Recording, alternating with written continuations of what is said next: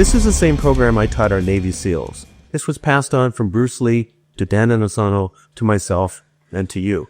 I've taught this to SEAL teams. I've taught this to the DEA. I've taught this to the FBI. I can make you a whole different street fighter. We've been talking about sticks. We've been talking about 2x4s. We've been talking about knives, garrotes, machetes. But I would like you to actually know exactly what it is we're talking about. I need you to have an appreciation for these tools. Until you've actually felt a whack on the head with a stick or even seen what a knife could do, you really have no concept. And it's very important for me to change your perception, not just teach you techniques, but change your perception. What I'd like to do is I'd like to show you what would happen to your arm if you get cut. I'm just going to give the piece of beef a few whacks, and I want you to take a nice long look at it. Just one simple shot.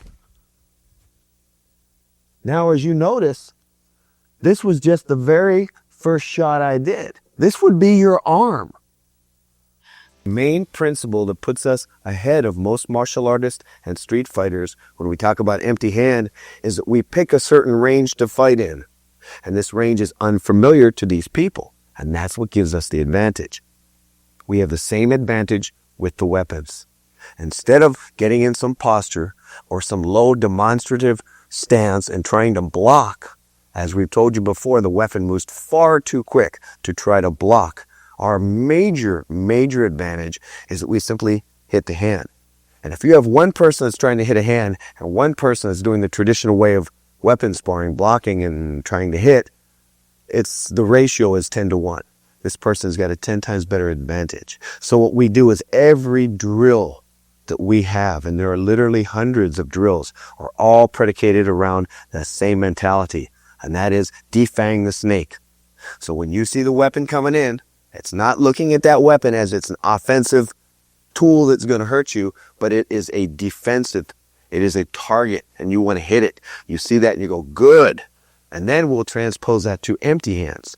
So what we want to do is we're going to take you first with one stick at a time, and then we're going to go through a knife, double stick, and we'll go through every weapon we have using the same principle. One principle, hit the hand. And if you can pick that up, again, you'll be light years ahead of anybody else. Okay, Tim, come on out. So real simple drill we have going on here. All Tom is going to do is smack the hand. Tim is going to be the feeder, and Tom is just simply going to smack the hand. Tim is going to hit feeding angles 1, 2, 3, 4, and 5. And you watch Tom respond. It'll be self-explanatory. Okay, go ahead.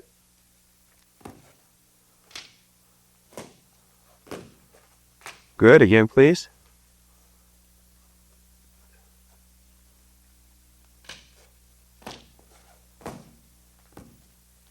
Great. Now, every single time that stick was hitting that glove, if it was hitting with a little more conviction, if the glove wasn't there, I promise you there's no way that man could have held on to that stick. That is the best disarm a person can do. And once he doesn't have a stick, and you have your stick, well, it's your game from then on out. So the major theme when you think of weapons, and I want you to get this in your head, and don't ever forget it. Defang the snake. We just saw had one stick facing a stick, and we had one person feeding the same basic 5 angles, and we had the other person hitting the hand. Now we're just simply going to exchange weapons. We're going to take a knife in lieu of the stick, but we're going to do the same thing. When somebody is swinging a knife at you, you don't try to block the knife. It's absurd. When you try to block a knife, and when you get your arm cut, and the tendons and the ligaments are flopping all over the place, and your body is going into shock, you have absolutely no prayer of winning the rest of that fight. I don't care if it was a pillow fight. So people that say, I'd rather take it in my arm instead of my neck, well, they may be teaching you how to swim, but they've never been in the water. So instead of trying to put a passive arm up first and try to block and have your body go into instant shock 2 seconds after you get cut, I highly suggest that you put your knife in your front hand, and when that knife comes in, you simply cut his hand. His knife's dropped on the ground, and the worst thing he's got is a cut hand. Okay? Manami, Patrick, come on out. Now, the drill is going to be very simple. It's the exact same drill you just saw. the 2 diagonal angles, the 2 horizontal angles, and the thrust. The only difference is he's going to cut the arm every time. Okay, Peed Manami? That's a cut. That's a cut. Each time this would be a disarm. Each time. Come back and feed now, Pat. You go. Cut, cut, cut, cut, cut. Good. Let me jump in here. Okay, come in. Give me a cut, Manami. Go. That's about what it would look like. Okay, and then from there, it's his choice. So the concept again is defang the snake. I need you guys to work this drill at least an hour a day at home until you get it. All you're going to do is just take a knife like this, and you're going to hit his wrist, back of his hand, knife's gone. So let's go ahead and get the knife back, if you would. It's very, very difficult to hang on to this knife. So once again, you know, I get the thrust, knife's gone. A couple more ways that people will handle a knife is some people will take a knife and they'll use the blade in this grip here, and some people use this underhand grip, which is a lot of difficulty in blocking this. In almost every case, when you're working with knives, there's a possibility of getting cut. Okay, so when you train, and you probably don't always want to use live weapons. I tend to do that a lot because it puts you on edge, makes you work, and gives you a real good sense of reality. But you know, work with little wooden sticks, combatives, tape up your blade, leave them in the sheath, whatever. Roger, come on back in. So I got 2 more scenarios I want to look at. One is the straight thrust. Some guys are slashing and thrusting. Even if they slash, a lot of guys will slash first, and then they'll try to follow up with a thrust. And instead of getting wrapped around the axle with a lot of hand manipulations, because guys, honestly, this goes so fast. This goes so fast at fight time, you don't have a lot of time. If you want to be a little bit brutal and you start blasting these nerves and blasting these muscles, it may open the door and give you that opportunity, but you've got to be on it. All right? So in this case, Roger's going to take a slash and a thrust. And in this case, I'd actually got me a headbutt out of that. What we did, if you slow that down, the first one I just slip. As it comes in, we block. And before he gets a chance to pull that out and cut me with it, use your cuts. Some people will do this. Check it out again right here. They'll pull it out and slice. So when you just block and don't follow up, you're going to get cut. Some people will tell you to block with the back of your hand so you don't get cut, but all they got to do is hook the blade back over the top. When you block and blast at the same time, you take that forearm and just hit it. That knife is gone. If he ends up that way, I'm going to be headbutting him to follow up and maybe throwing a few knees and pulling out some of my own weapons. But the blast really, really works. Hey, it's Jimbo here with another tip.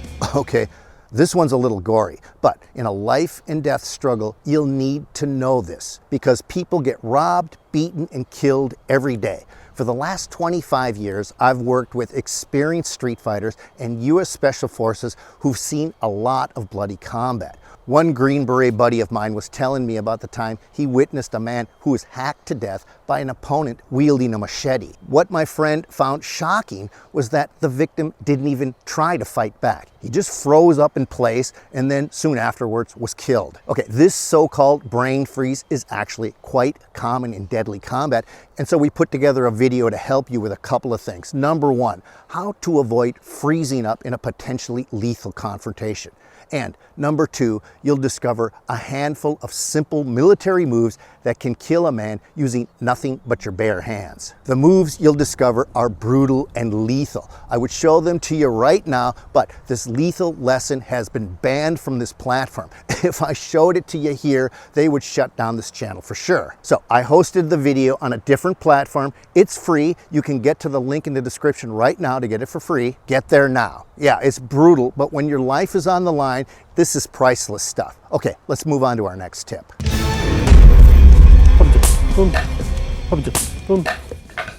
Okay, see, when you work against a gun, right? See, you have to understand how wrist works. See, like that, because this kind of position has some weak place. It's here, right? here or the other place. You have to know how to hit also properly.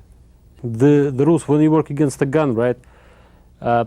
No good if you will raise your hands more than gun. Hands has to be here, because when you will move away, if I will move towards him, see, it's like a kind of, he cannot see my hand. He can, but if I will move like that, it's not good because he can see my movement, right? If my arms will be here, so I can move away easily. Your hit has to be whip-like, like that. See? Because here you have 2 pressure points, here and here. If you hit, it's very painful, here and here. So it's like a, when you stop it, up, see? Usually guns disappear.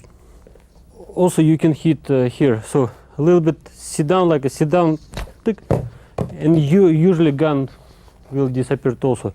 See, it's like when you hit, it's like that moment, you know, like that. See, he's standing here, up. So it's like that, or like that, or like that. So like a 45 degrees here, and 45 degrees like that. See, it's that way, and then you boom, move away, see? Like that. See, you have to a little bit step aside. See, your arms has to be relaxed, and then tuck, like that. See, that way. Here, that way, see? Like that. Whip-like. See, like that. So it's here. You can also do this with 2 arms. Again, like that, right? What is good about this movement? After, for example, gun disappeared, boom. Usually, opponent right away will watch in a weapon, right? Look at this. I will show slowly. So when I hit the weapon, right? For example, disappeared. Right away, he will start to look at this, and then I can, you know, put him down easily. Gun is here. And you have to hit again, see guys, it's like a whip-like movement, it's like that, you know, or you can do also with knuckles, but usually people see it's like a here, you step aside, move away from the fire, right, from fire, and then you hit the wrist and this kind of thing. Okay, like that. Crew, Mark Haymaker here, and my assistant back here, Chris Hunter Osborne. Hey, our specialties around here are boxing, old school wrestling, old school frontier, rough and tumble combat. I mean, historically accurate, viciously verified. Now I'll get my finger out of your face. Recently we talked about doing a stockade guillotine. We don't really, and it's really effective and I love it, but we would rather have more of chancery positions. Usually if we are going to have a head under our arm, we know that there's so many counter opportunities available to him. So rather actually cinch up with our hands in this position, meaning this. Here, there's a tap, boom, there's all that. We talk about there's a better way to do this. We've discussed it before. I would rather have this arm around the head, yes, and a throat cutter grip, meaning I'm going to try and hit my thumb, try and touch my own throat with it. This arm is actually going to go underneath his other arm, meaning whenever I hook his head up, this hand actually comes to the other side over in here. But you're going to go, well, Mark, you can't finish it from there. Right, not yet. My job is I would hit him with a bar and chancery drop where he would smash into the ground. His feet would kind of, clack up in the air, and we would hit, and I would crank his head, 9 ways from Sunday once we hit the ground. But we don't want to hit the ground. Why? I saw glass. Even though I'm going to wind up on top of him, my knees and elbows still might find some glass and pavement, some asphalt, and get some road rash right there. I'd rather do this from an upright position, and I can use the stockade again. The stockade is any upright. It can be this padded wall back here. It can be the mesh of a cage in an octagon. It can be the alleyway. It can be the parked SUV that's nearby. To do the stockade version, same thing as the stockade of the guillotine. I stay low. I drive to ham slam, which is running his butt directly into the wall, and then I continue that drive forward into him. There's no lift whatsoever, so meaning whenever I hook up this bar in chancery position, I will turn him and run him. Yep. I run him tight into there, and boom, that's what keeps him where he's at. Now, one other tiny piece on top of it, when I do that arm up, I just demonstrated I wanted to underhook on an arm. Let's turn around and take a look at this. I kept doing it this way to say, this is where I want it. But when you're actually doing the move, this hand reaches to his far pocket. Why? Because if I leave my hand behind his shoulder, grab your hands together for me, headhunter, and pull, it peels me off. I want this in the far pocket, grab your hands together and peel me off. Nothing. I got my bones laying across his back. So in the first one, it was my musculature versus his. He's a little bigger man than I am, but if I lay the skeleton across of him, unless I'm very frail at that moment, he snaps my humerus, I'm good to go. So I hook that up, run into here, get low, run back into him, no lifting, just slam him into that wall, good to go. As my attacker comes in with his hook, or the haymaker we call it, I'm going to block and go to the solar plexus at the same time. Right from here, palm strike to the ear. Wow! Rattle his cage. Step in. As you hit the chin here with the palm, grab the hair with the other hand. Hook step, take him to the ground, drive that head all the way down. Make sure you got the knee and the ribs here, keep them down. This is very painful. Check with the hand, strike, strike, stomp, clear out to a safe zone away from his head. Take a look at another angle. The haymaker comes in, I go body shot, palm, boom, chin, straight down. Check his head to the ground, strike as many times as you can, get the job done. Stomp, clear away, be gone. Let's take a closer look at what we're doing here now. As my attacker comes, I jam the hook. I'm going straight to the solar plexus. Palm strike to the ear. Rattle that computer. Palm strike in here to the chin. Hair grab. Hook stance. Turn it like a steering wheel. Ride him down. Notice that a big guy like this, I got to move with him. I'm going to press his chin, keep his head down. I'm going to strike right to the earlobe here. I also have the choice to go to the chin, or if I really want to do some serious damage, I'll go right to his windpipe. I have an arm break here. I have a stomp here onto the face, and I'm going to clear away so my attacker can't reach me. What we're doing here is an incapacitation move. For obvious reasons, so I can continue to have a partner, we're going to not break his elbow. What happened here was, as he closed, I didn't go out here to try and block it. I moved inside of it. The hand comes up and blocks here, and this hand comes up here. What I did was I pulled down on the wrist and applied pressure up on the arm. And the real attack, I'm going to go straight up for this elbow and snap it. What we did here was we just simply got inside the attack, we blocked it, and simulating the break here. Okay? Then I'm going to back out of it, take a defensive posture, and continue if I have to. But this is stage one, remember. Now we're going to go to stage two again, where this situation has become more extreme, dictates more extreme measures. We're going to do the same move, we're going to block it, we're going to break it, and then we're going to continue on. Okay?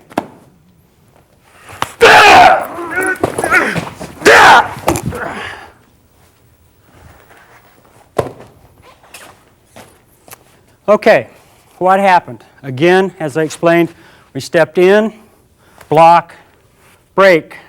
I want to turn it over here and throw him. I don't care if you know how to throw. The motion is going to continue this way. You're going to sling this guy here, and if he flips, fine, and if he goes down on his face on the asphalt, fine. Okay, once he got down, I followed him. We broke, we threw him. Okay, you're going to follow him down, whether it's with a kick, a punch to the temple, a punch to the floating ribs. Remember, target areas are important. We're going to go after this guy aggressively until we stop the action. We want to keep him from getting back up. All right? So it's that attitude again. We're staying inside, remember. Okay, now we're going to do techniques to the outside. Stage one, again, cowboy punch. Comes at you.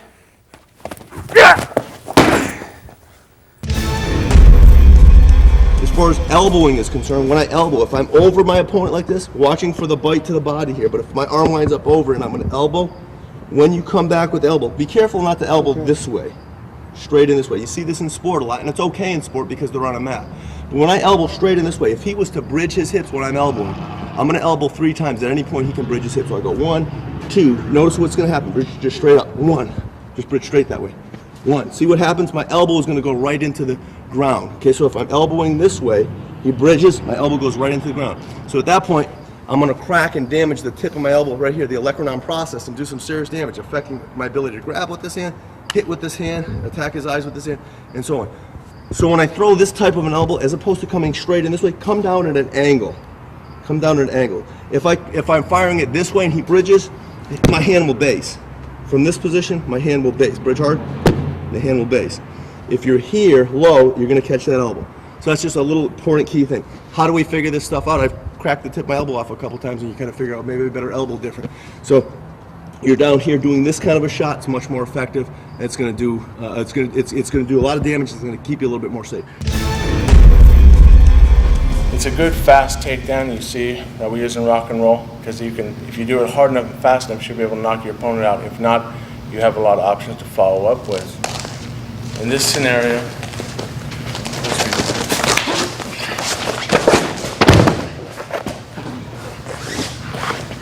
what's happening is my opponent's coming in and he wants to grapple with me. I'm a better boxer than him, or he's not a good boxer, stand-up fighter, he wants to grab me. Especially a lot of bigger guys, they want to overpower everyone and throw you around. They're used to doing it. This time my opponent comes at me, wants to punch or he's trying to grab me, whatever. I come here with my right and just do a slap, grab, and twist. But I abandon it because he grabs onto me. He grabs onto me, I take his arm and his head, and then you see in a lot of traditional styles where we're going to go for a guillotine or a choke or whatever. What I'm going to do is I need to do a quick takedown on him. If I can get his head over and down enough. I'm going to grab his head and arm, I'm going to step back with this leg, throw my head underneath his, and then he's going to fly. So I'm here, and I'm down on the ground. Sometimes, and I have done it in the past, I've actually knocked people unconscious with this throw. If for some reason he's still conscious, you still have a lot of options of putting the choke on him, of his eyes, or biting him. If he tries to reach and grab me, and he's still enough, like tries to push my face back, anything like that, anything here.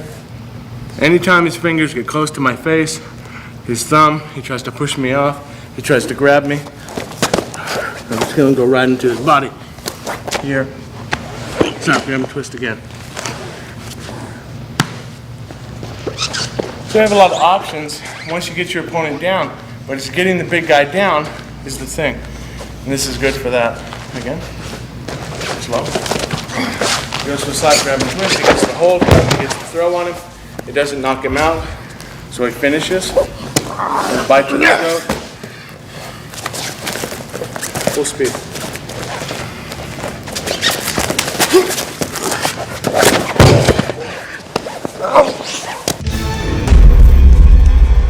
On an extended grab, once they make contact and have attained possession, we are going to do what's called a crossover arm method. Brings our forearm across the inside of his forearm, right at about midway between the bicep and the forearm, right where the elbow bends. We do not push down. Resist me if you can, please. We do not push down. Leverage is not what we're looking for. We do not push, pull, or leverage. We simply blend. As he is extended forward over his hips, about to take a recovery step, as this leg fades off the line, I then what we call cut in a circular motion. And that's what removes his spine. One more time, please, and make resistance.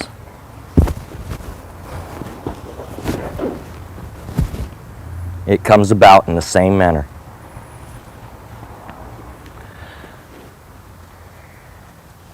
Any punch, any extension is simply an extended extremity, focal point being here, target acquisition being made. If said target moves itself or is removed, it is going to create a greater degree of offset and recovery step. Real fast, please, to the face. Faster. As he punches,